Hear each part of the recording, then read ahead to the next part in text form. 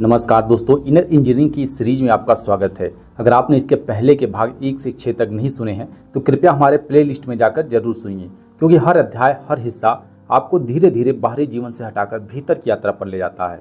आज का यह भाग 7 बेहद खास है, क्योंकि इसमें सद्गुरु हमें लेकर चलते हैं हमारे ऊर्जा शरीर की ओर, जिसे हम देख तो नहीं सकते हैं, लेकिन उसका असर हर पल हमारे जीवन पर होता है। तो चलिए इस अध्याय को शुरू करते हैं।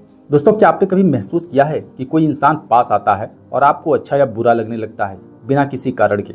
या कभी आपने किसी मंदिर, जंगल या पहाड़ पर अचानक गहरा, शांत और शक्तिशाली एहसास किया है? सद्गुरु कहते हैं हमारे शरीर के बाहर भी एक ऊर्जा संरचना होती है जो हमारे हर अनुभव को तय करती है। इस ऊर्जा शरीर को ही योग शास्त्र में कहा गया है प्राणमय कोश, अर्थात प्राण का घेरा। सद्गुरु बताते हैं कि इंसान सिर्फ हड्डी मांस का शरीर नहीं है, हमारे अस्तित्व के 5 परतें होती हैं: शारीरिक शरीर, ऊर्जा शरीर, मानसिक शरीर, बौद्धिक शरीर और आनंदमय शरीर। और आज हम जिस परत पर बात कर रहे हैं वो है प्राणमय कोश, अर्थात हमारी ऊर्जा शरीर। सद्गुरु कहते हैं अगर आपकी ऊर्जा गड़बड़ है तो आपका मन और शरीर भी गड़बड़ रहेंगे। आपको अचानक डर सताएगा, बिना कारण बेचैनी रहेगी और आप किसी गहरे असंतुलन से कटे हुए महसूस करेंगे। यही कारण कि योग और प्राणायाम हमारे ऊर्जा प्रणाली को संतुलित करने के लिए बनाए गए हैं। दोस्तों, प्राणायाम केवल सांस की कसरत नहीं है। सद्गुरु कहते हैं यह एक ऊर्जा विज्ञान है। जब आप गहराई से प्राणायाम करते हैं तो आपकी ऊर्जा प्रवाह नियमित होती है, नाड़ी तंत्र शुद्ध होते हैं और मन अपने आप शांत होने लगता है। जैसे नहाकर शरीर साफ होता है, वैसे ही प्राणायाम से ऊर्जा शरीर चमकने लगता है। सद्गुरु आगे कहते हैं हमारे शरीर में 7 ऊर्जा केंद्र होते हैं जिन्हें चक्र कहा जाता है।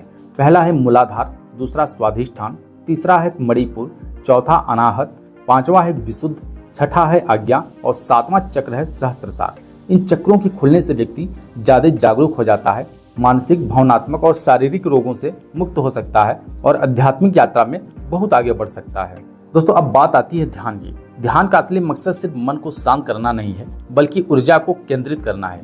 जहाँ ध्यान जाता है वहीं ऊर्जा बहती है। ध्यान एक ऐसा साधन है जिससे आप अपनी ऊर्जा को उस ऊंचाई तक ले जा सकते हैं जहाँ आत्मा और ब्रह्मांड एक हो जाते हैं। सद्गुरु तंत्र को लेकर भी फैली गलतफहमियों को भी साफ करते हैं।